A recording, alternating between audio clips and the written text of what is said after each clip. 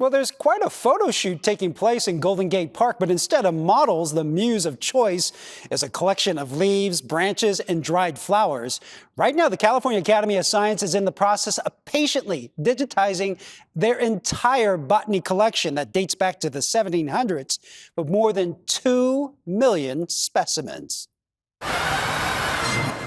Faster than watching grass grow, Charlotte Pang and her team use a conveyor belt and digital camera to painstakingly take photo after photo, turning the California Academy of Sciences archive of plants into pixels. It is the most efficient way to digitize a big collection like this.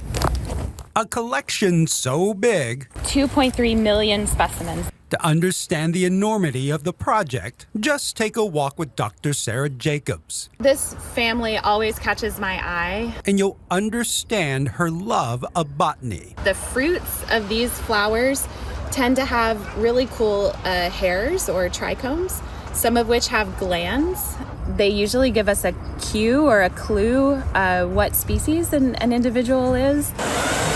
And now, thanks to a private donor who awarded 2 separate grants worth $2.4 and $3.6 million, each species of plant in the Academy's archive will become immortalized into digital form, giving greater access to scientists who before had to physically visit the Academy to conduct research. We make these specimens so that we can understand how many of these species there are, how variable they are, so that we understand where they exist. So asking questions like, how do species respond to climate change? Information that can address that kind of question is definitely held within natural history collections. But before they can roll out that kind of access, it's up to Charlotte and her team with a Netherlands company called Picturae to process, barcode, and snap a photo of each sample. So we do about 900 an hour, which most days amounts to about 4,000 to 6,000 a day. A tedious task, but definitely faster than watching the grass grow. Well, the California Academy of Science hopes to have their main bulk of their plant collection digitized by June.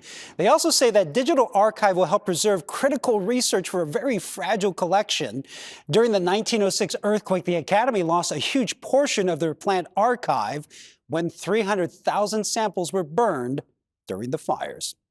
Well, that's it for the news at 5 CBS News Bay Area with Julia Goodrich starts right now. Fascinating story. All right, Ryan, thank you so much.